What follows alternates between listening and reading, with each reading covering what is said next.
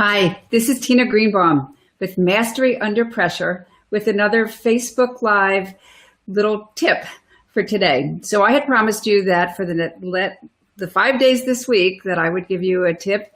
And here is my second one. Today we're going to talk about what's the difference between relaxation, meditation, and mindfulness. These are terms that are thrown around a lot, and perhaps you don't know the difference.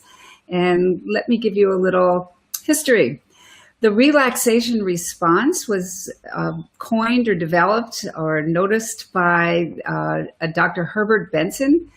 And I think it was in the 70s. I'm pretty sure I may be wrong on that one. But what he found was that through deep relaxation and using the breath, you could actually change the nervous system. So our sympathetic nervous system is the one that goes into that fight, flight, or freeze response when we feel anxious or nervous. And many of us in our culture, unfortunately, live in that sympathetic nervous system all the time. But there's also the parasympathetic nervous system, which is the one that's very calm and relaxed. And we would like to live in that one most of the time. And then when danger comes along or we notice that something is causing us stress, we go into the sympathetic response and then we can bring it back again. Well, the relaxation response helps us to do that instantly. Actually, your breath is the only thing that can change that nervous system at will. It happens throughout the day. Many different organs and different parts of us kind of move back and forth into those different nervous systems. But by will, the breath is the one. I've talked about it before. So what you want to do is you want to practice. It's a 3-part breath, and it's a yogic breath, and it starts in your abdomen and then your rib cage and your upper chest. We don't have time to do it here on Facebook, but I'd be happy to teach it to you or ask your yoga teacher. So the relaxation response, you want to have that in your arsenal. And as you practice that more and more and more, it's there for you. You begin to be able to build your buffer of tolerance for stress. You're bringing in more oxygen into the lungs, and your body is calmer, and you're able to handle more of life's stressors. So that's relaxation. Meditation, we can relax when we're in a state of meditation, but it's not always the thing that happens, particularly not very much in the beginning. So when we meditate, meditation is focused concentration. So we can focus on the breath and go into a state of meditation. We can focus on a word. We can focus on a mantra. We can focus on a candle.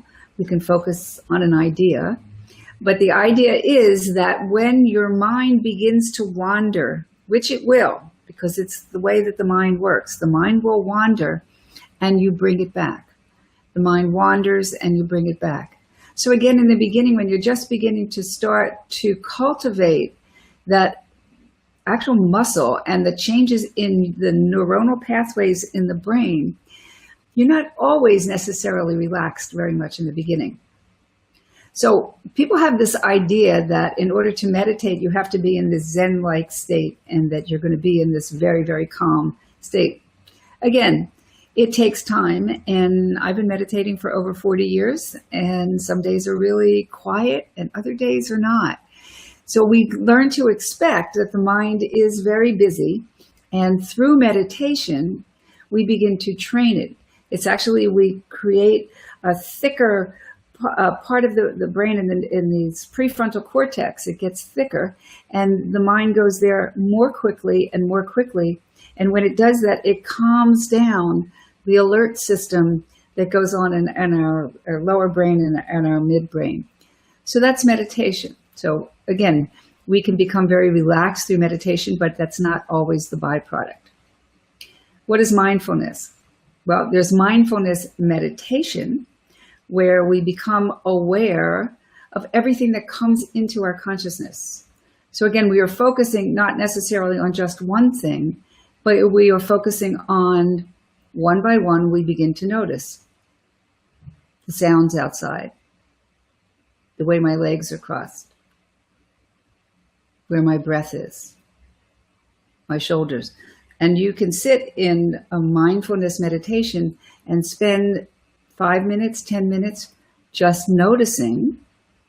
And what will happen is the chatter side of the brain, the left side of the brain, will start to quiet down, and the right side will open up, which is where your creativity is. And you will then begin to move into a state of relaxation. And then there's mindfulness, just in general. What does that mean, mindfulness? You hear people talk about it now. It's like the really, really big thing. Well, to become mindful is to become aware. So it doesn't necessarily mean that it's a meditation, but I notice, I raise my level of consciousness, I raise my level of awareness, so I can notice what is happening underneath the radar. The unconscious mind actually rules the roost. And for most of us, we don't have access to it. We don't know how to have access to it. So I like to say it runs us instead of us running it. So these are just some ways to begin to start to think about how to train yourself, how to quiet the body and the mind down so that you can become a master under pressure.